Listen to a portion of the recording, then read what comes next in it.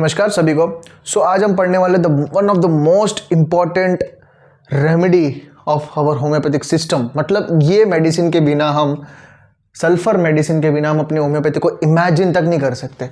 Okay, जिस level के हमने डर्मेटोलॉजी में हमने जो रिजल्ट दिखाई है होम्योपैथी, तो उसमें सल्फर का बहुत बड़ा हाथ है। Not only in that dermatology part, skin part, बहुत सारे बड़े बड़े चीज़ें, बहुत बड़े बड़े डिजीजेस जो एलोपैथिक मेडिसिन या कुछ भी सर्जरी तक भी ठीक नहीं कर सकती, वो सब चीज़ें ये सल्फर ठीक कर सकती है।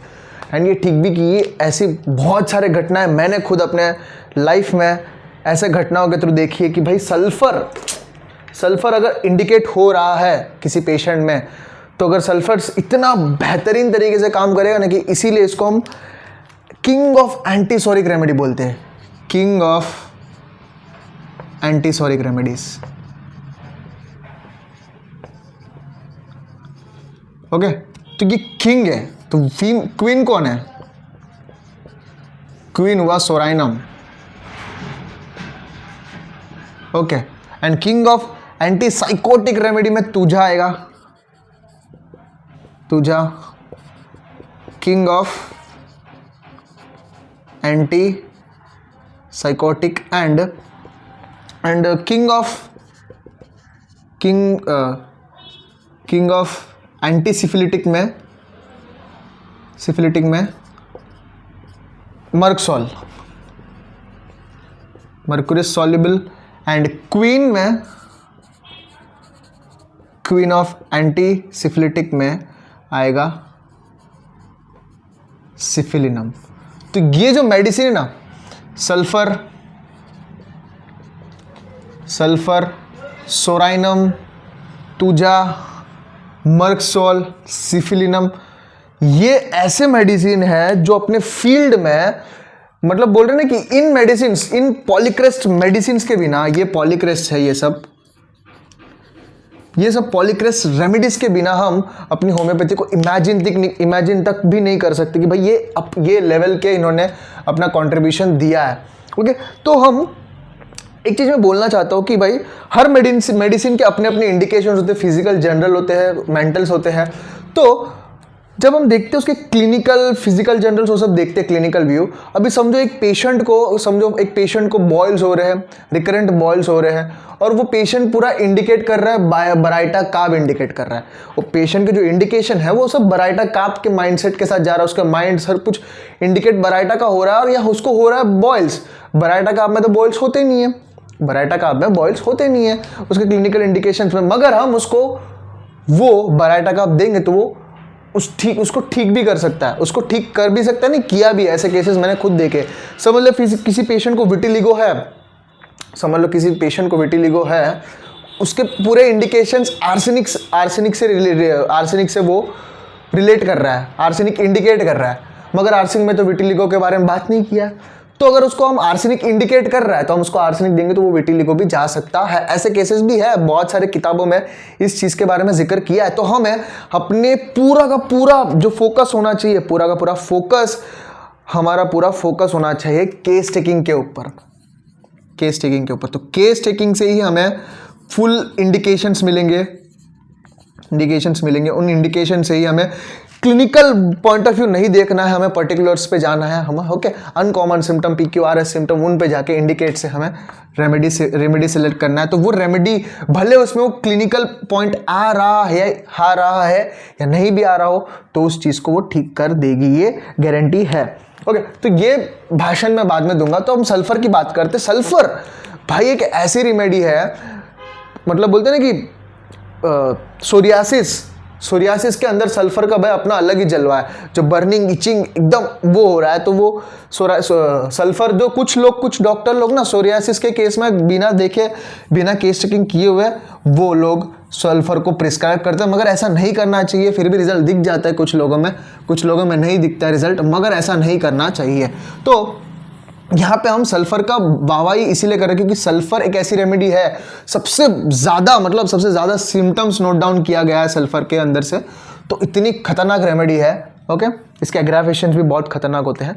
तो हम इस मेडिसिन के बारे में आज पढ़ने वाले हैं।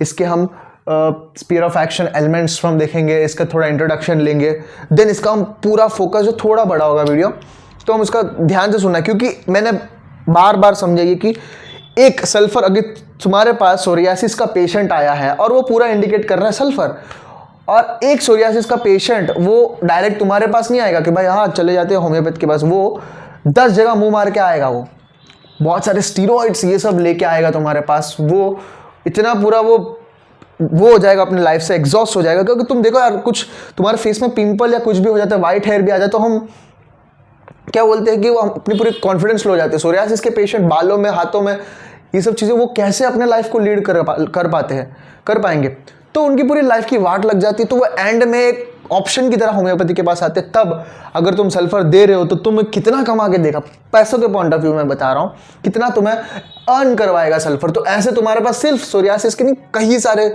स्किन रिलेटेड कंप्लेंट्स आएंगे। तो सल्फर तुम्हें एक मेडिसिन तुम दिन में 2 या 3 घंटे भी दे रहे हो, मतलब अभी के इस लेक्चर में पूरा फोकस के साथ तुम सुन भी रहे हो ना, तो सल्फर को तुम 1 घंटे टाइम देने की वजह से तुम इतना ज़्यादा अर्निंग कर सकते हो। मैं पूरा पैसों के पॉइंट ऑफ व्यू से समझा रहा हूँ, क्योंकि आज के लोग उसी पॉइंट ऑफ व्यू से समझते हैं, ओके, इसलिए मैं समझा रहा हूँ। ओके, तो हम स्टार्ट करते हैं। Sulphur is a deep acting antipsoric constitutional specific remedy. यहाँ पे क्या बोला है, डीप एक्टिंग, इसका बहुत डीप एक्टिंग होता है, okay, deep acting, okay, deep acting. कुछ रेमेडीज होते हैं जैसे कि शॉर्ट एक्टिंग रेमेडीज होते हैं, तो तुरंत ही वो, जैसे कि सिलीशिया जो है डीप एक्टिंग रेमेडी है। तुझा जो है डीप एक्टिंग रेमेडी है। सिलीशिया ऐसा है, एक बार मैं अपना हादसा बताता हूँ। एक बार मुझे, जब मुझे इतना नॉलेज नहीं था होम्योपैथी के बारे में, मगर मुझे था कि मतलब हाँ, सिलीशिया लेने से बॉयल्स वॉल्स ठीक हो जाते। तो मुझे बॉयल हुआ था, तो मैंने सिलीशिया ले लिया, फिर ठीक हो गया। फिर एक बार ऐसा सिचुएशन आया कि मतलब मैं थोड़ा, मेरे को स्किन पे ऐसा मुझे ऐसा लग रहा है कि बॉयल जैसा हो रहा है, तो मैं ले लिया। तो उसके बाद वो बॉयल तो हुआ नहीं, वो तो वैसे भी नहीं होने वाला था, मगर उसके बाद मेरे को 3-4 महीने तक मेरे हाथ पे, पैरों में पर्सपिरेशन बहुत ज़्यादा हुआ। तो तुम देखो सिम्टम देखो, सिलीशिया के सिम्टम्स में पर्सपिरेशन, हाथों में, एक्सट्रीमिटीज़ में पर्सपिरेशन देखने को मिलेगा। तो इस तरह ये अपना एक्शन दिखाता रहेगा, ओके। फिर ये चीज़ मुझे बाद में पता चली। तो ये एक सल्फर जो है एक डीप एक्टिंग रेमेडी, ध्यान से सुनना, एक पॉइंट बहुत इंपॉर्टेंट है। डीप एक्टिंग रेमेडी है एंड इट्स ए एंटीसोरिक, जो मैंने बताया एंटीसोरिक है, ओके, किंग ऑफ एंटीसोरिक है, and constitutional and specific remedy, constitutional remedy. तो हम बहुत सारे लोग ना सल्फर को कॉन्स्टिट्यूशनल बेस पे ही देते हैं, कॉन्स्टिट्यूशनल बेस पे उनकी लाइफ हिस्ट्री को लेंगे, केस टेकिंग को लेंगे। हम जब माइंड में घुसेंगे ना, तुम्हें बहुत मजा आएगा। सल्फर का माइंड जो है ना बहुत सही है, तुम्हें फ्रीक्वेंटली लोगों में देखने को मिलेगा ये चीज़, ओके। और greatest polycrest of materia Medica obviously एलेंस encyclopedia contents 4,000 तक इनके सिम्टम्स जो है नोट डाउन हुए हैं, okay. And then often great use in beginning of treatment of chronic cases and in finishing acute cases. Chronic cases की starting में and उसमें symptom भी दिया है। अगर एक्यूट केस में अच्छे से अच्छी रेमेडी फेल कर रही है ट्रीट करने की, इंडिकेट हो रहा है फिर भी वो ठीक नहीं कर पा रही है, पूरे सिम्टम्स इंडिकेट कर रहे हैं फिर भी वो मेडिसिन काम नहीं कर रहे, तो उस जगह पर एक्यूट कंडीशंस की बात कर रहा हूँ, तो वहाँ सल्फर जो है वो काम कर जाएगी, ओके। तो वो सिम्टम भी आगे दिया है, जब बार बार फेल हो रही है कोई रेमेडी, तो वहाँ ये जो है वो अच्छे से काम कर जाए। अगर क्रोनिक में ऐसा हो रहा है, तो क्रोनिक में कोई मेडिसिन इंडिकेट हो रहा है फिर भी वो मेडिसिन जो है ठीक नहीं कर पा रहे, तो उस कंडीशन में हम सोराइनम दे सकते हैं। सोराइनम जो है वो क्रोनिक केस में दिया जाता है, एक्यूट में सल्फर दिया जाता है, वो आप आगे देखेंगे, ओके। तो इसके इंट्रोडक्शन की बात करें, ये एक मिनरल किंगडम से बिलोंग्ड है। इसके सिनोनियम्स की बात करें,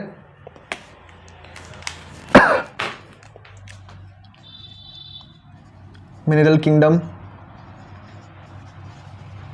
सिनोनियम्स की बात करें, ब्रिमस्टोन, फ्लावर्स ऑफ सल्फर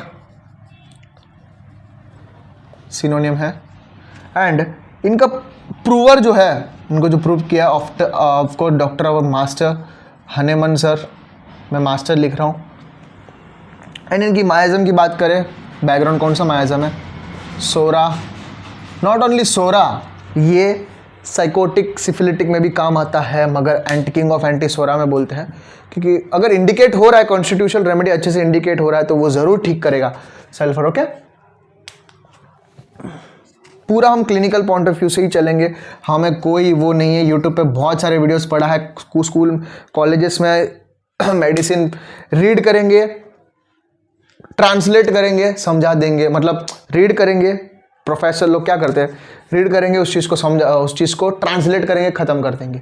ये चीज़ तो गूगल भी हमें करके देगी। गूगल में हम उस चीज़ को फोटो पाड़ेंगे तो अपने अपने अप्रोप्रिएट लैंग्वेज में हम खुद ट्रांसलेट करके समझ सकते हैं। This is not the point, हमें हर पॉइंट को कनेक्ट करके पढ़ना ज़रूरी है, तभी हमें मटीरिया मेडिका आएगी, तभी हम सही प्रैक्टिस कर पाएंगे, तभी तो सही होम्योपैथिक डॉक्टर्स बनेंगे। तो यही मेरा वो है। नर्वस, इसका टेम्परामेंट, नर्वस टेम्परामेंट के बारे में बहुत अच्छे से बात करेंगे हम अभी। एंड डायथिसिस की बात करें, स्कोफ्यूलस डायथिसिस मतलब इसके लिम्फेटिक स्वेलिंग देखने को मिलेगा। Lymphatic glands, swelling of glands and lymphatics, ये इसमें हम देखने को मिलता है। एंड हॉट पेशेंट होता है, सल्फर जो है होता है वो हॉट पेशेंट होता है। हॉट पेशेंट होने के बावजूद भी सल्फर का पेशेंट कभी नहाता ही नहीं है। मगर सल्फर का एक और पॉइंट भी मैं बताना चाहता हूँ, वो आज तक कहीं बताया नहीं गया, फिर भी वो don't even take bath. Okay, hot patient होता है, थ्रस्टी होता है, प्यासा होता है। ओके, तो ये हुआ इसका इंट्रोडक्शन पार्ट। क्या हुआ, मिनरल किंगडम से बिलोंग है सल्फर। ओके, ऐसे डिनोट करते हैं। एंड ब्रिमस्टोन इसके सिनोनियम से बहुत इंपॉर्टेंट है, ब्रिमस्टोन पूछते हैं एग्जाम में, AIPGT में। प्रूवर डॉक्टर हनेमन सर है, एंड माइजम सोरा है। नर्वस टेम्परामेंट की बात करते हैं हम, नर्वस टेम्परामेंट की बात करें तो they are mentally, nervous temperament, they are nervous. देखा, नाम नर्वस होते हैं, एक्साइटेबल होते हैं, कोई भी चीज़ इन्हें एक्साइटेबल कर सकती है। एक्सटर्नल थिंग्स, इंटरनल थिंग्स इन्हें इजीली एक्साइटेबल कर सकती है। Okay, and extreme irritation, sensitivity, excitable है तो सेंसिटिविटी भी हाई होती है। ओके, इरिटेबल होते हैं, अब भाई जिनमें सेंसिटिविटी, एक्साइटेबिलिटी ये सब हो रही है तो इसमें इरिटेबल भी होते हैं सल्फर पेशेंट्स। एंड साथ में they are mentally and physically alert. देख बंदा वो अलर्ट कौन होता है, अगर कोई बंदा अलर्ट तब होता है तब कोई स्टिमुलेशन आ रहा है। अलर्ट कब होता है, कोई स्टिमुलेशन बार बार इसको अलर्ट कर रहे हैं, तब वो अलर्ट होगा ना। तो ये मेंटली एंड फिजिकली अलर्ट होते हैं सल्फर पेशेंट्स। ये मैं इसीलिए बता रहा हूँ कि नर्वस टेम्परामेंट, स्कोफ्यूलस डायथिसिस के बारे में हम बहुत सारे आगे के रेमेडीज में पढ़ते जाएंगे, तो उसमें ये चीज़ को मैं बार बार रिपीट करूँगा क्योंकि इंपॉर्टेंट है। हमें सामने पेशेंट बैठेगा, हमें दिखेगा उसका नर्वसनेस, उसकी इरिटेबिलिटी। अगर पेशेंट बैठा है, उसके घर वाले उसके बारे में कुछ बोल रहे तो वो उधर ही चिड़चिड़ हो जाएगा, तो वहाँ पे इरिटेबल आएगा। वहाँ पे डॉक्टर बैठा है, 2-4 लोग बैठे फिर भी वो बंदा इरिटेबल, मतलब अलर्ट कंडीशन में है, सेंसिटिविटी उसकी हाई है, इससे पता चलता है कि ससेप्टिबिलिटी भी उसकी हाई है। ओके, तो ऐसा है। They are quick decision makers, वो जो होते हैं क्विक डिसीजन मेकर्स होते हैं। हम मूवीज़ में भी बहुत जगह देख सकते हैं कि देख वो तुरंत ही क्विक डिसीजंस ले लेते हैं। मतलब मूवीज़ में देखते हैं ना कि वो अचानक से डिसीजन ले लेते हैं, बहुत सेंसिटिव होते हैं। जैसे कि हीरोज़ होते हैं, आगे कोई इमोशनल सीन हो गया, वो तुरंत ही वो सेंसिटिव हो जाते हैं, तुरंत ही डिसीजन ले लेते हैं। तो वो मूवी देख सकते हो कि क्या बोलते हैं, वन डे CM वाला मूवी है ना, बहुत पुरानी मूवी, कौन, अनिल कपूर की मूवी वन डे CM बनता है। उसमें वो इंटरवल के टाइम आता है ना कि वो एक छोटा सा मतलब जिसके पैर नहीं होते, तो वो बोलता है कि अपने, मैं एक्चुअली मैं तमिल में देखा हूँ, मतलब तेलुगु में देखा हूँ मूवी, तो उसमें बोलता है कि सर मतलब जिस तरह मेरे पैर टूटे हैं, मैं मतलब जिस तरीके से मैं मतलब बोलते हैं ना कि क्या बोलते हैं जिसके पैर नहीं होते, मैं एग्जैक्टली वर्ड नहीं याद आ रहा है, तो उसी तरह अपने देश के भी वैसे ही पैर टूटे हैं, वैसे ही वो विकलांग, जिस तरह मैं विकलांग हूँ वैसे अपनी देश भी विकलांग हो चुकी है। लीडर बन के हमें लीड करो। तब तक वो मतलब मुझे नहीं करना है, मुझे ये सब में नहीं करना है, मुझे नॉर्मल लाइफ जीनी है। फिर जैसे ही वो उसको सब भड़काता है कि तुझे कुछ करना पड़ेगा ऐसा ऐसा, तो तुरंत ही एक्साइटेबल होकर वो क्विक डिसीजन ले लेता है कि हाँ मुझे इलेक्शन में जाना है। तो मैं ये सब स्टोरी इसीलिए समझा रहा हूँ ताकि हमें ये सब चीज़ें याद रहे। Okay, they are passionate, ambitious and hard worker. Passionate, ambitious and hard worker इसीलिए हो रहा है क्योंकि ये सब चीज़ें उनमें है, क्योंकि हर चीज़ से वो एक्साइटेबल हो रहे हैं। कुछ चीज़ को देख लियो तुरंत एक्साइटेबल हो, हाँ मुझे भी करना है ये चीज़, तुरंत ही डिसीजन ले लेंगे, तुझे तुरंत ही वो कंसिस्टेंसी सब कुछ सही है तो वो अपना गोल की तरफ बढ़ते जाएंगे। They are studies they are accurate in their work. Okay, अपने काम में बहुत वो होते हैं, हार्ड वर्क करते हैं। They are expressive, intellectual and loquacious. ये एक्सप्रेसिव होते हैं, लोक्वाशियस होते हैं, मतलब ज़्यादा बोलते हैं। ये सब चीज़ें हम नर्वस टेम्परामेंट के अंदर देखते हैं। ओके, स्कॉफुलस के बारे में मैंने बता दिया कि ग्लैंड्स एंड लिम्फेटिक टिश्यूज जो है वो स्वेलिंग देखने को मिलते हैं, इसीलिए इनमें स्किन कंप्लेंट्स बहुत ज़्यादा देखने को मिलते हैं। स्किन कंप्लेंट्स जो है ज़्यादा देखने को मिलते, swelling, okay, itching, pus formation, ये सब चीज़ें हमें सल्फर में देखने को मिलते हैं। पेशेंट जो है हॉट है, गर्मी है, इतनी गर्मी है, पसीना हो रही है, गर्मी सह नहीं पा रहा है, फिर भी वो कभी नहाएगा नहीं। ओके, इसका दूसरा पार्ट मैं बताता हूँ। एंड थ्रस्टी होता है। ओके, तो यहाँ पे फिर मैं यहाँ पे स्पीयर ऑफ एक्शन की बात करूँगा। Sphere of action of sulphur, ये कहाँ कहाँ एक्ट करता है। ओके, इट्स एक्शन बहुत important, sphere of action sulphur का। Its action is centrifugal from within outwards. इसका सेंट्रीफ्यूगल होता है, सेंट्रीफ्यूगल एक्शन। सेंट्रीफ्यूगल फोर्स तुमने पढ़ा ही होगा। सेंट्रीफ्यूगल मतलब अब ये बाहर की तरफ हो रहा है, तो अपने सिम्टम्स जो सब कुछ है बाहर की तरफ शो करेगा। इसीलिए सेंट्रीफ्यूगल है, हर चीज़ बाहर की तरफ, अंदर जो भी है वो बाहर की तरफ शो करेगा। सल्फर मैं 2-3 केस के बारे में बताऊंगा कि सल्फर अंदर कुछ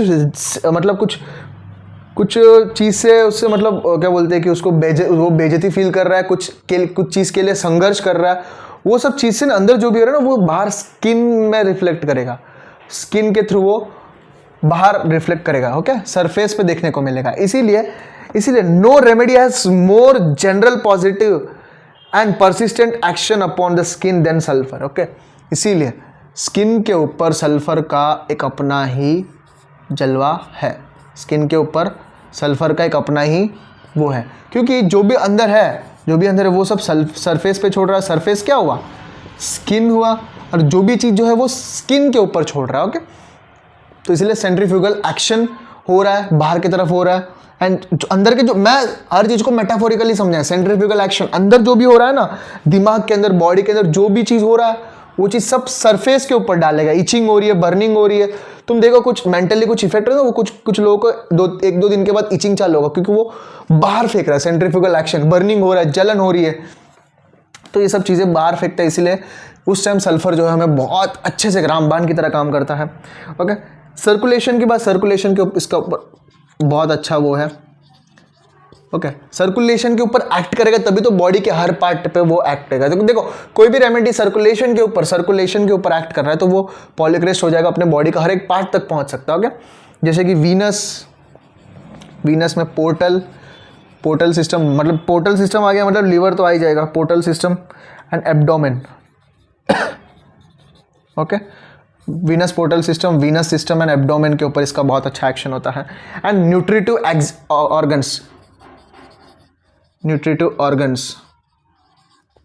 ऑर्गन्स मतलब digestive organs, GIT। Okay, and next one is a membranes में दोनों serous membrane and mucous membrane, serous and mucous दोनों मेम्ब्रेन्स के ऊपर इसका बहुत अच्छा एक्शन होता है। Rectum, chest, skin, specially folds, skin folds जहाँ होता है ना, रिंग वॉर्म्स, स्किन जहाँ फोल्ड में दिक्कत हो रही है तो वहाँ पे स्किन फोल्ड्स इंपॉर्टेंट है। वर्टेक्स, जो वर्टेक्स है ना, वर्टेक्स बर्निंग, यहाँ पे वर्टेक्स में जो है बर्निंग देखने को मिलता है। आगे हम पढ़ेंगे जब फिजिकल जनरल वहाँ में जाएंगे। वर्टेक्स एरिया पे पेशेंट को बहुत सीवियर बर्निंग होता है, ओके। एंड सोल्स के ऊपर भी सोल बर्निंग होता है, सोल में भी बर्निंग होता है, burning like soles at night. तो इतना बर्निंग होता है ये सोल के ऊपर। मैं अभी भी वैसे वैसे प्रोसेस में मैं सिम्टम समझाता जाऊँगा। वर्टेक्स में इतनी बर्निंग होती है, ओके। एंड सोल जो पैर होते हैं ना, सोल वहाँ पे इतनी बर्निंग होती है कि वो पूरा चादर ओढ़ लेंगे, फिर सिर्फ पैर जो पैर है वो चादर के बाहर निकाल देंगे क्योंकि वहाँ पे बर्निंग हो रही है उनको, ओके। जॉइंट्स बहुत लोगों को जॉइंट्स के ऊपर इचिंग आती है, इतना इचिंग सिर्फ जॉइंट्स के ऊपर ही हो रहा है डॉक्टर साहब, जॉइंट्स के ऊपर जहाँ जहाँ जॉइंट है वहाँ वहाँ इचिंग हो रही है, सल्फर इंडिकेट हो रहा है, ओके। ग्लैंड्स, अब बस कोफिलर डायथिसिस है तो ग्लैंड के ऊपर तो आएगा ही आएगा, ओके। ठीक, ये हुआ सल्फर के बारे में। एंड इसके एलिमेंट्स फ्रॉम की बात करें, हीट एंड सन। बहुत लोगों को सन से एलर्जी होती है, इचिंग होती है, बर्निंग होती है, तो ये एलिमेंट्स फ्रॉम हुआ। एलिमेंट्स फ्रॉम इंपॉर्टेंट है।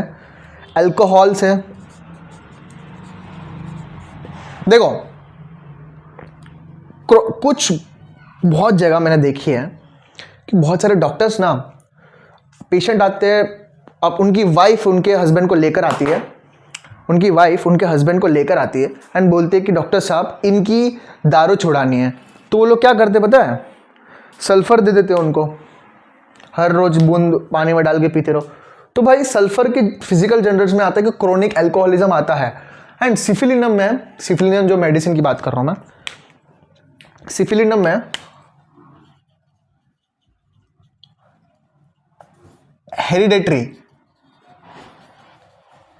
हेरिडेटरी एल्कोहलिज्म, क्योंकि वो सिफिलिटिक माइजम में आता है हेरिडेटरी, वो यहाँ पे क्रोनिक एल्कोहलिज्म चल रहा है। सल्फर में सिम्टम है क्रोनिक एल्कोहलिज्म चल रहा है, क्रोनिक एल्कोहल पीता। अगर तुम कहीं भी अगर एक बार भी सल्फर को देखा होगा तो अब पूरा क्लियर आउट हो रहा होगा, कनेक्टिंग डॉट्स हो रहा होगा तुम्हारे साथ, ओके। तो सिफिलिनम में हेरिडेटरी एल्कोहलिज्म होता है, मगर सल्फर में क्रोनिक एल्कोहलिज्म। तो बहुत सारे डॉक्टर्स विदाउट केस टेकिंग, यहाँ पे मैं केस टेकिंग लिख देता हूँ क्योंकि ये चीज़ बहुत इंपॉर्टेंट, सीटी का मतलब केस टेकिंग, इसके बिना वो ये सल्फर को दे देते हैं, सल्फर को दे देते रहते हैं। तो ऐसा उनको लगता है कि कुछ लोग तो ठीक भी हो जाते हैं मगर वो एक गलत प्रोसेस है, गलत रॉन्ग प्रैक्टिस बोलते हैं उसको। तो हमें केस टेकिंग लेकर ही सब कुछ करना चाहिए। एंड ओवर एक्सर्शन, एंड जिस तरह हम बात करते हैं कि हम सोचते हैं कि सल्फर पेशेंट जो है बहुत संघर्ष करता है, बहुत वो हार्ड वर्कर है, मगर नहीं, सल्फर का पेशेंट लेजी भी होता है। तो ओवर एक्सर्शन से उसको दिक्कतें बढ़ जाती है, ओवर एक्सर्शन से। And the last one is suppression of skin diseases, suppression of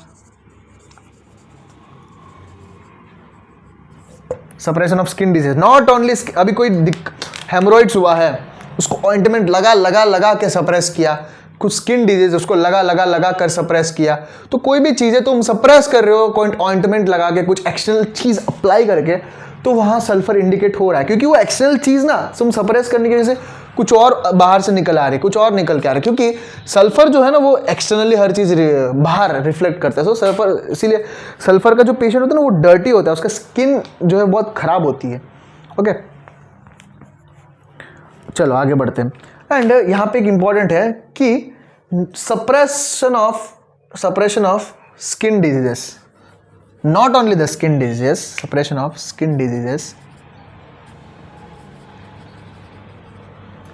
not only the skin disease but also the emotions। Sulphur एक ऐसा होता है कि मैं एग्जांपल लेने वाला था 12th फेल मूवी का, आप सभी देख लिए होंगे, अगर नहीं देखा तो देखो, बहुत अच्छी मूवी है 12th फेल।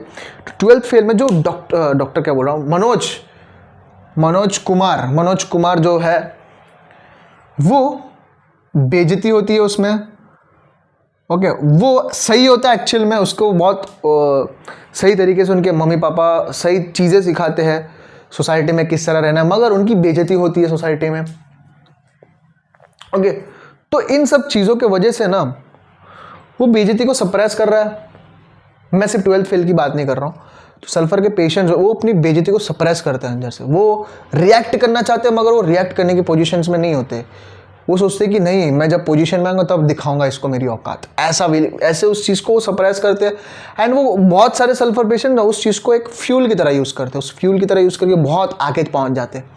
ओके, देन वो सल्फर मेडिसिन से कुछ और मेडिसिन के अंदर चले जाते हैं। ओके, तो वो सल्फर जो ना not only the skin diseases but also the emotions जो बेइज्जती उन्हें होती है वो सब चीज़ों को वो सप्रेस करते हैं। ओके, तो यहाँ पे हम इनके थोड़े मोडालिटीज़ के बारे में बात करते हैं। हर मटीरियल मेडिका की किताब में क्या होता है ना कि मोडालिटीज़ एंड में डिस्कस करते हैं, मगर मुझे एक ऐसी आदत है कि मोडालिटीज़ हमें सबसे पहले डिस्कस करना चाहिए क्योंकि उससे हमें मेडिसिन और क्लियरली समझ आता है। ओके, इस तरह मैंने देखा है। ओके, तो मोडालिटीज़ की बात करें, इसके सिम्टम्स जो है ना एग्रावेशन,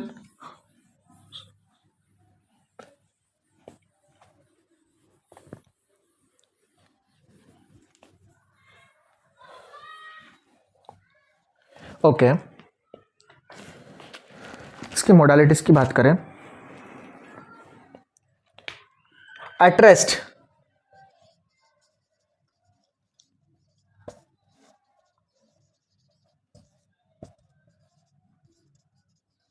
अब तुम सोच सकते हो कि सल्फर के पेशेंट को रेस्ट कर रहा है फिर भी इसको सिम्टम्स एग्रावेट हो रहे हैं।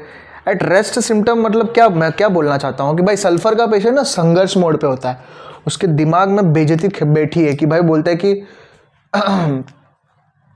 कि मतलब तुम 12th फेल की मूवी में भी देखो कि वहाँ बोलते कि मेरी माँ कहीं और जाके काम कर रही है, मेरा भाई जो है कहीं और ही जाके मतलब किसी के अंडर वो कूली वाला काम कर रहा है। ओके, मेरे पापा कोर्ट कचहरी के चक्कर में घूम रहे, तो वो एक जगह बैठ नहीं पाता है, रेस्ट नहीं कर पाता है, वो रेस्टलेस ही होता है। मतलब रेस्टलेस मतलब वो रेस्टलेस दिखती नहीं है, मतलब वो करना ही चाहता है भाई कुछ भी करो मुझे आगे बढ़ना है, मुझे कुछ भी करो मुझे आगे बढ़ना है। एक और इंपॉर्टेंट चीज यहाँ पे बात आगे मैं बोलता हूँ, सल्फर जो पेशेंट होता है ना वो अंदर ही अंदर अपने आप को बहुत स्मॉल समझता है, डिल्यूजन स्मॉल, अपने आप को बहुत छोटा समझता है।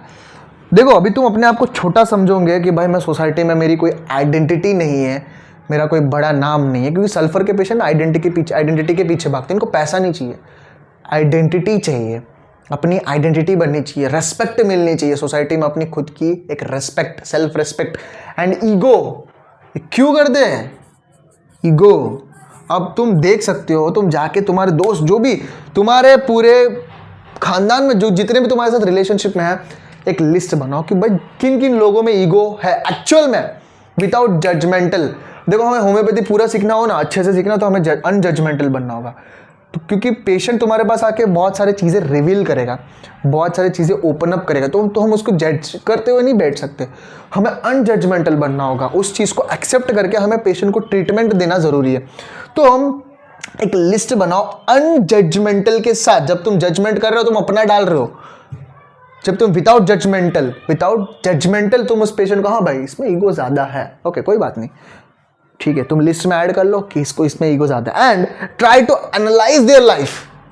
क्योंकि वो पर्सन को तुम जानते हो, उसकी लाइफ को एनालाइज करो, वो किस तरीके से बात करता है, किस तरीके से रिएक्ट करता है, कौन सी चीज़ पे वो ज़्यादा रिएक्ट करता है, कौन सी चीज़ें वो ज़्यादा बात करता है, किस चीज़ के बारे में वो ज़्यादा बात करते हैं। तो तुम जिस पेशेंट में ईगो देखने को मिलेगी ना, ईगो, एटीट्यूड, एंड साथ में पेशेंट जो बहुत बॉडी बनाते हैं, बॉडी ये ने वो ने करते हैं, क्योंकि वो अंदर ही अंदर छोटा फील करते हैं, मेंटली वो बहुत अपने आप को छोटा कमज़ोर ये फील करते हैं। उनको तुम तो आसानी से बेइज्जती फील करा सकते हो with using the logical tricks you can easily make them small.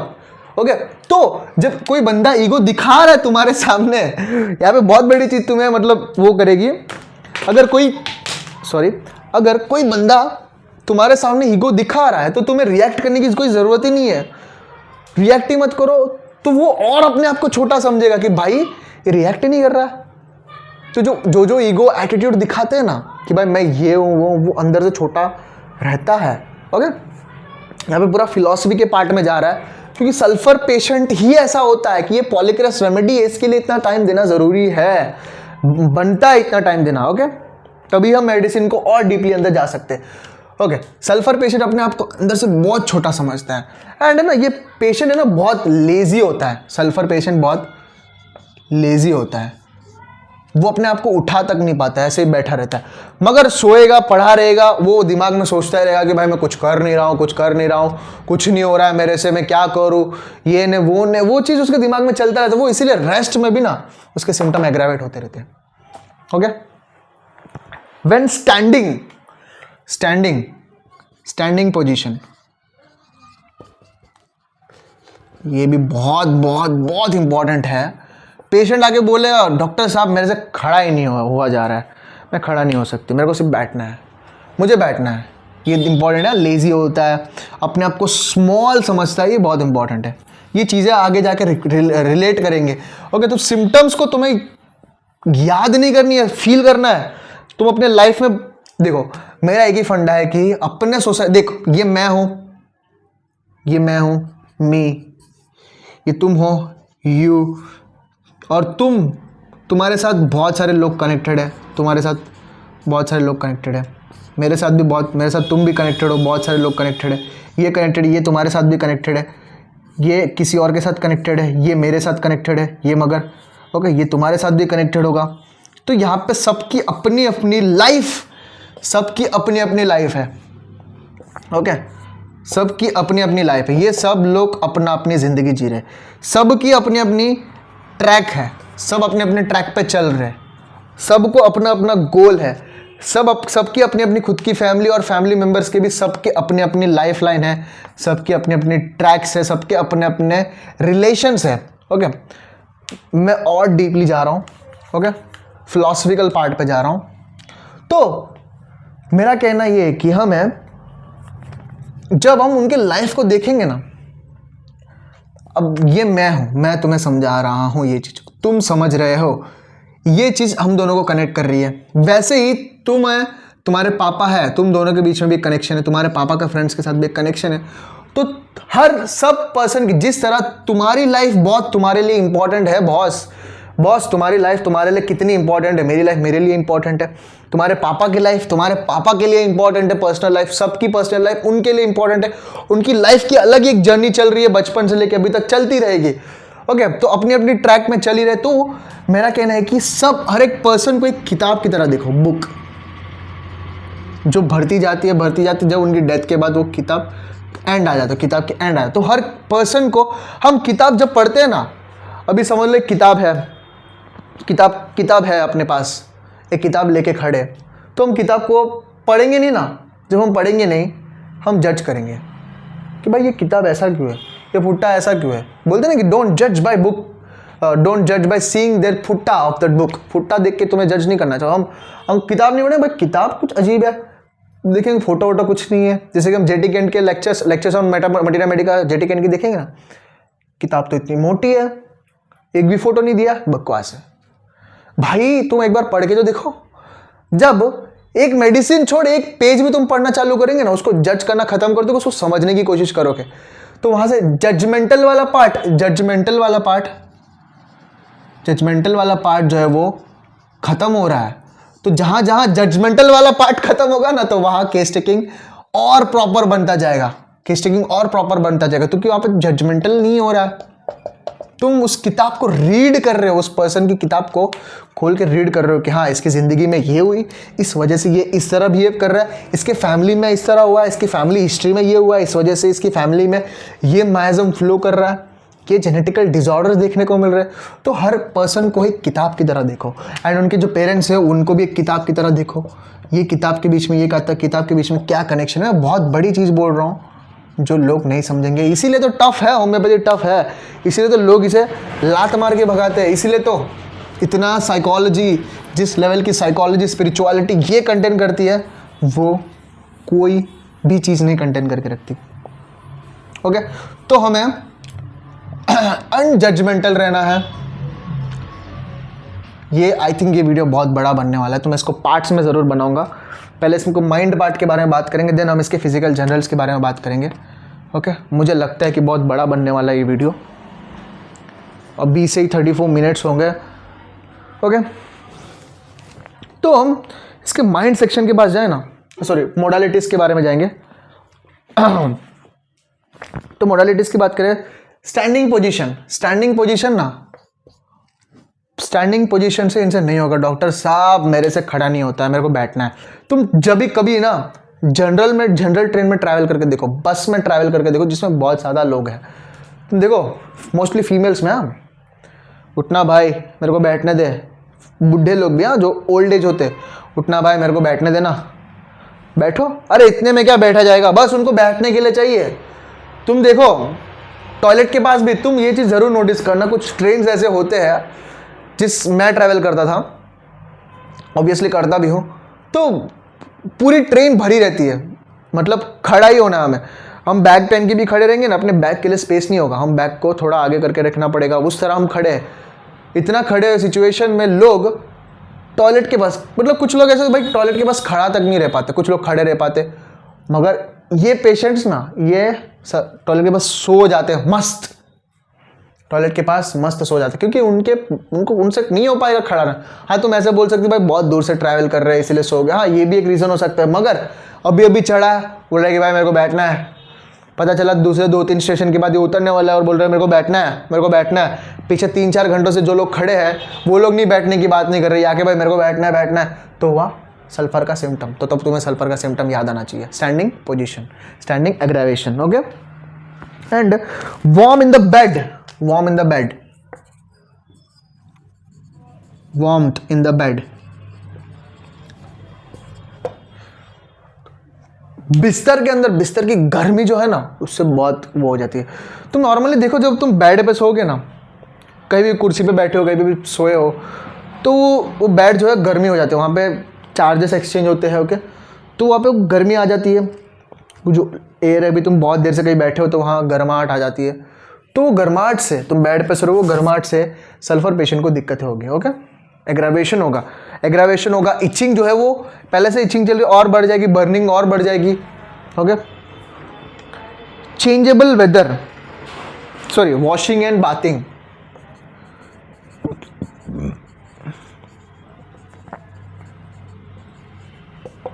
Washing and bathing, sulphur patient को ना, सल्फर के बच्चों को स्पेशली नहाने से नफरत है, पानी भी लग जाए ना ऐसे चीख चीख के रोएंगे ना, जोर जोर से रोएंगे, ऐसे दुख बोलते ना, कुछ बच्चे रोते हैं ना, दुख, ऐसा लगता है कि इनमें बच्चों में कुछ छोटा सा बच्चा एक दुख के साथ रो रहा है। पेन के साथ रोना अलग होता है, दुख के साथ रोना अलग होता है, क्योंकि वो पानी लगते हैं ना उनको बहुत दुख लगता है कि भाई मेरे को नहीं नहाना है, वो एकदम डर्टी रहने की कोशिश करेंगे एकदम। तुम स्लमी एरियाज में देख भी सकते हो बच्चे कभी नहाएंगे नहीं, कभी नहीं नहाएंगे, उनके नाक से वो बोलते ना कि सेड़ा निकल रहा है, पूरा स्किन पूरा डार्क हो चुका है, कपड़े फटे हैं, पूरा गंदा दिख रहा है, छोटे से छोटे बच्चे, पूरे बाल जो है एकदम बोलते हैं ना कि एकदम ब्लॉन्ड है, मतलब बोलते हैं कि सही नहीं है, बाल पूरे छोटे छोटे हो गए बच्चों में। एंड नॉट ओनली अडल्ट्स में भी ये चीज़ देखने को, वो कभी नहाएंगे नहीं, एक ही रूम में पड़े रहेंगे। अब हम बात करेंगे एक मूवी के बारे में, रोबो। रोबो मूवी में 2 रजनीकांत होते, एक तो डॉक्टर वसीकरण एंड चिट्टी। चिट्टी एक रोबोट है जो वसीकरण बनाता है। भाई रोबोट को बनाना कोई आसान बात है, आज के टाइम पे भी चिट्टी ऐसा रोबोट है नहीं। तो मूवी में दिखाया कि भाई इस लेवल की टेक्नोलॉजी को वसीकरण कितने 1 साल तक, नहीं 1 साल तक नहीं, कुछ 10 साल ना, बोलते हैं कि मेरा 10 साल की मेहनत, 10 साल तक वो मेहनत करता रहता है, उस चीज़ की पढ़ाई करता है। एंड कुछ एक 6-7 महीने मतलब 1 साल तक वो लैब में ही पढ़ा था, घर तक भी नहीं जाता, अपने दाढ़ी बढ़ जाता है, नहाता नहीं है। ओके वो अपनी गर्लफ्रेंड तक सना, क्या नाम है, ऐश्वर्या रॉय से भी बात नहीं करता है, वो उसकी गर्लफ्रेंड ब्रेकअप कर देती है। ये सब चीज़ें दिखेंगे ये जब डॉक्टर वसीकरण इज़ अ सल्फर पेशेंट। इसको क्या चाहिए, रेस्पेक्ट चाहिए। जब चिट्टी को वो इंडियन आर्मी में भेजेगा तो पूरी रेस्पेक्ट किसको आएगी, और डॉक्टर वसीकरण को आएगी। तुम नोटिस भी करो, जब चिट्टी को वसीकरण रिप्रेजेंट करते हैं ना, जब चिट्टी सबको एकदम काउंटर आंसर देती है ना, तब वसीकरण बहुत खुश हो जाता है। उसको हक कर लेता है क्योंकि उसको रेस्पेक्ट चाहिए, उसको रेस्पेक्ट मिलता है। वसीकरण बहुत खुश रहता है, खुशी खुशी में बोलता है कि ले जाओ सना, चिट्टी को तुम घर ले जा सकते हो। बहुत कांड भी होते हैं, तो वो मूवी के कॉन्फ्लिक्ट्स है। तो उस हिसाब से मैं तुमको समझा रहा हूँ कि भाई वसीकरण कैसे है, तो उनको चाहिए रेस्पेक्ट, रेस्पेक्ट चाहिए। ओके, उस रेस्पेक्ट पाने के चक्कर में ही उनकी बुरी लग जाती है। ओके, तो ये चिट्टी को बनाने के चक्कर में वो सना को इग्नोर करते हैं, सना को इग्नोर करते हैं। भाई वो तो गर्लफ्रेंड वापस आ गई 4 चुम्मे के बाद। जो 2 नमूने होते हैं उसके अंडर काम करते हैं, इंटर्नशिप करते हैं, 2 नमूने होते हैं, वो 2 नमूने एंड में इसको धोखा देते हैं कि नहीं, क्योंकि ये लोग, ये डॉक्टर वसीकरण ये 2 नमूने को भी बेइज्जती करता रहता है, कदर नहीं करता। ओके, क्योंकि वो वहाँ उस टाइम पे, क्योंकि वो एक संघर्ष में है, क्योंकि एक संघर्ष,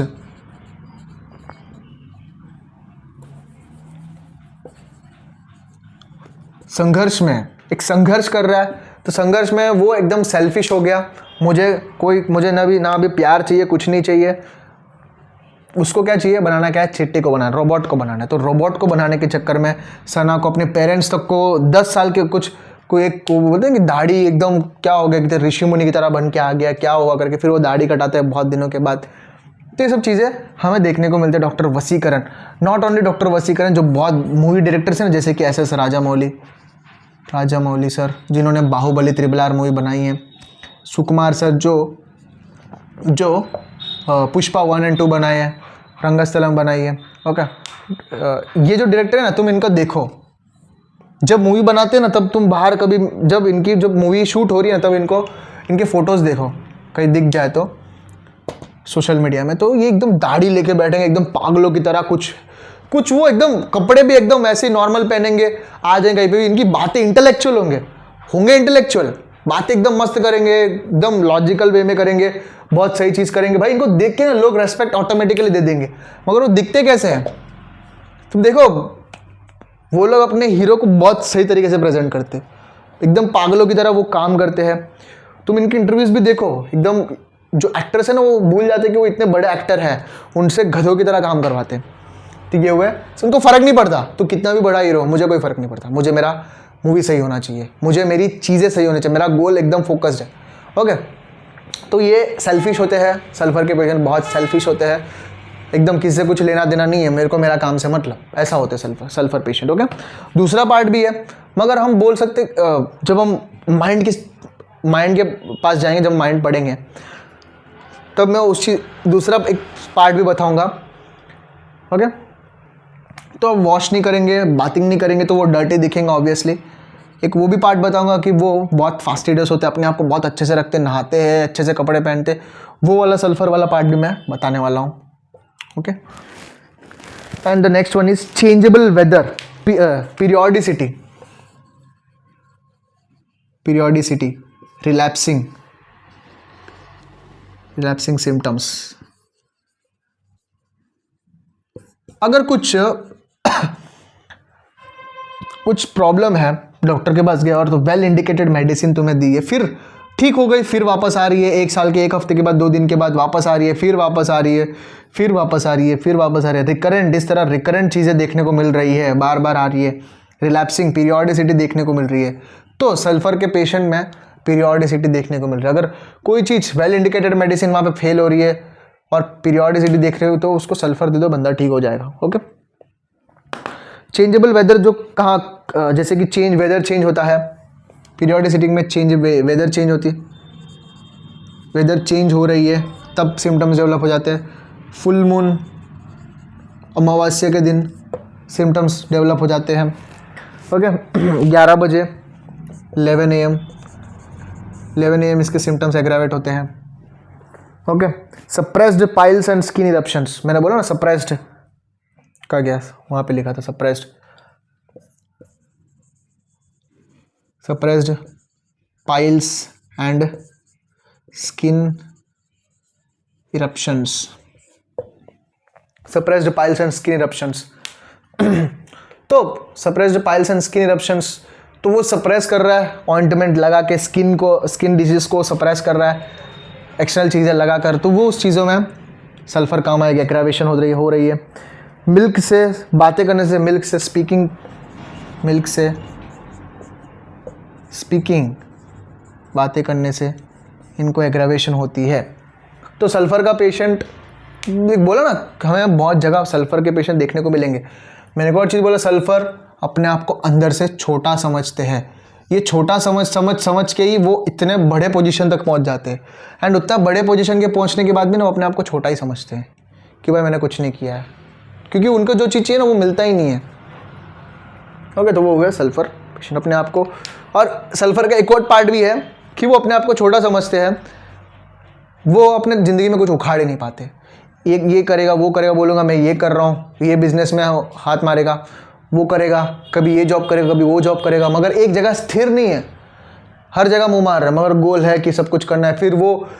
फिर उधर कर रहा है, वो अनसक्सेसफुल हो रहा है, फिर वो दुख हो जाएगा, निराश होगा, फिर अकेला हो जाएगा, किसी को वैल्यू नहीं करेगा, क्योंकि उसको पता है कि भाई किसी से कुछ लेना देना नहीं है, मुझे जब तक कोई चीज़ नहीं मिल जाएगी तब तक कोई लोग मुझे रेस्पेक्ट नहीं करने वाले, तब तक मैं भी किसी को रेस्पेक्ट नहीं करूँगा। तुम अपने काम करो। वो अपने आप को बहुत वो समझेगा, ईगोइस्टिक समझेगा, भले टूटे फूटे कपड़े पहनेगा फिर भी अपने आप को ईगोइस्टिक समझेगा कि भाई मैं किंग हूँ, मैं वो हूँ। ओके, तो इस तरह ज्ञान भी पहलेगा। ओके, वैसा होता है सल्फ़र का नेचर। एंड इसके एम्लोरेशंस की बात करें, अभी समझ मोडालिटी जब हम पहले पढ़ते हैं ना, तो उससे अपने एक मतलब बोलते हैं ना कि हम और फैमिलियर हो जाते हैं इस मेडिसिन से, क्योंकि मोडालिटीज़ के थ्रू भी हम बहुत सारे मेडिसिन है ना, बहुत लोगों को मोडालिटीज़ के थ्रू ही प्रिस्क्रिप्शन कर देते हैं। ओके, एम्लोरेशंस की बात करें, dry warm weather and warm weather से इनको अच्छा लगता है। वार्म वेदर की बात कर रहा हूँ, वहाँ पे वार्म बेड से उनको दिक्कत हो रही है। मतलब वार्म वेदर ठीक है, वार्म वेदर ठीक है, मगर वो चीज़ वार्म जो टच हो रही है स्किन को तो दिक्कत दे रही है। Okay, lying on right side, lying on right side, left side की बात करता हूँ मैं। राइट साइड ये अपनी ब्रेन है। ओके, लेफ्ट साइड ये हुआ लेफ्ट साइड, ये राइट साइड। ओके, ये मेरी दिमाग है, दिमाग में राइट साइड हुआ, ये लेफ्ट साइड। ओके, तो ये राइट साइड वाला ना अपनी बॉडी के लेफ्ट साइड वाले पार्ट को कंट्रोल करेगा, लेफ्ट वाला जो है वो अपनी बॉडी के राइट साइड वाले को वो करेगा। ये तो पता ही होगा, लेफ्ट साइड की बॉडी को कंट्रोल करेगा। तो एक चीज़ है कि जो लेफ्ट साइड वाला जो पार्ट रहता है ना,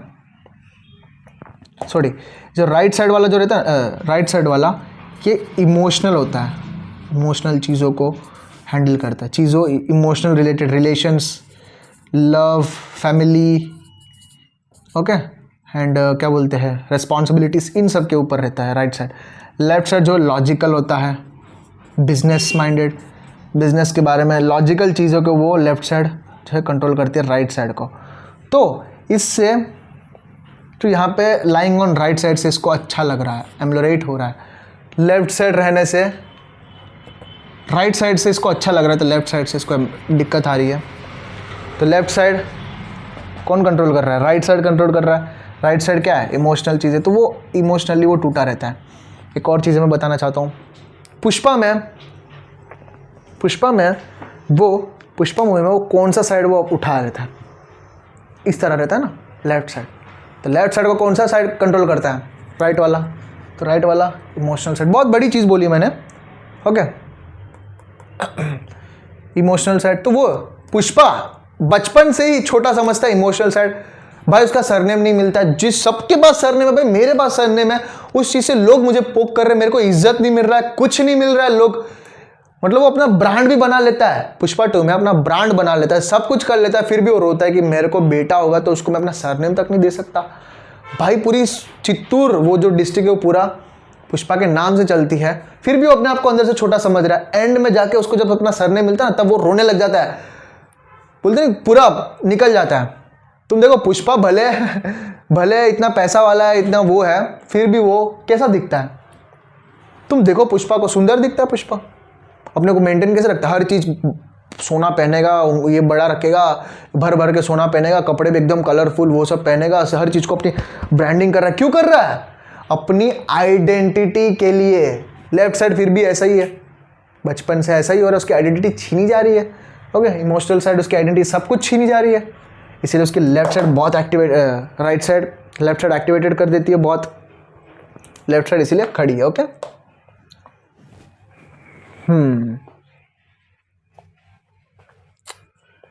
राइट साइड अपना लेफ्ट ब्रेन जो है राइट साइड को कंट्रोल करती है, लेफ्ट साइड जो है वो इमोशनल साइड। इमोशनल अगर मोस्टली कैसा होता है ना कि एक और मैंने पेशेंट को देखी थी, उस पेशेंट को ना सारे सिम्टम्स लेफ्ट साइड के थे। लेफ्ट साइड मसल वास्टिंग हो रहा था, लेफ्ट साइड से हाथ भी लगा दो ना दिक्कतें हैं, लेफ्ट साइड से कुछ भी करो प्रॉब्लम, लेफ्ट साइड सो नहीं सकेंगे। एंड उनकी लेफ्ट साइड जो है ना ऐसे थोड़ी नीचे है, राइट साइड ऊपर नहीं, right side normal, left side नीचे चली गई, मसल वास्टिंग हो रही है, सब कुछ हो रही है। तो ये वहीं पे इंडिकेट कर रही है उनके लाइफ में बहुत सारे इमोशनल डिस्टर्बेंसेस है, उनको जो आइडेंटिटी चाहिए ना वो नहीं मिल रही थी उन पर। केस टेकिंग से पता चला ये चीज़। Okay so she got cured, she got lots of, मतलब बहुत कुछ उनमें चेंजेस आया just because of lachesis medicine.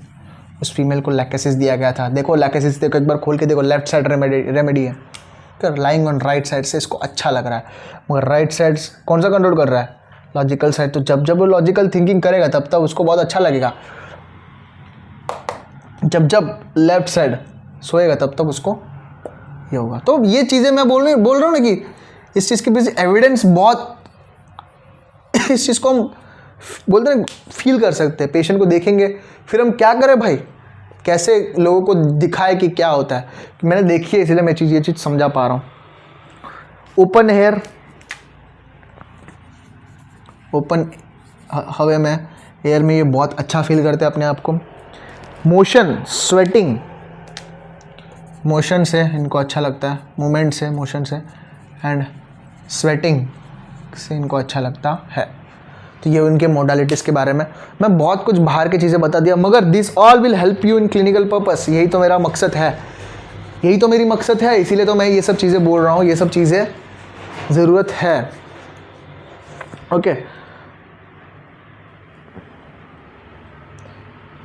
Okay तो हम ये वाले पार्ट में मेरे को लगा कि 1 घंटे में पूरा हो जाएगा, मगर नहीं हो पा रहा है। शायद 40 मिनट्स, कितना 52 मिनट्स हो गए। ओ माय गॉड, तो पहला पार्ट ही 52 मिनट्स हो गया। तो मैं कोशिश करूँगा कि पूरे सेकंड पार्ट में जो माइंड वाला पार्ट है एंड फिजिकल जनरल वाला पार्ट है मैं ख़त्म करने की कोशिश करूँगा, क्योंकि इम्पॉर्टेंट है, इसको इतना समय देना बहुत इम्पॉर्टेंट है। ओके हम टाइम नहीं देते, इसीलिए चीज़ों को समझ नहीं पाते। मैं क्या बोला, हम दूर से देख के चीज़ों को जज, हमें ह्यूमन का नेचर ही ऐसा है, हम जज करना चाहते हैं चीज़ों को। हमें पसंद है चीज़ों को जज करके बताना कि भाई ये तो ऐसा ही है, ये तो ऐसा ही है, ये तो यही है, ये तो वैसा ही है, ये कुछ नहीं कर पाएगा। हम उसके 4 एक्टिविटी देख के बोल देंगे भाई तो कुछ नहीं कर पाएगा।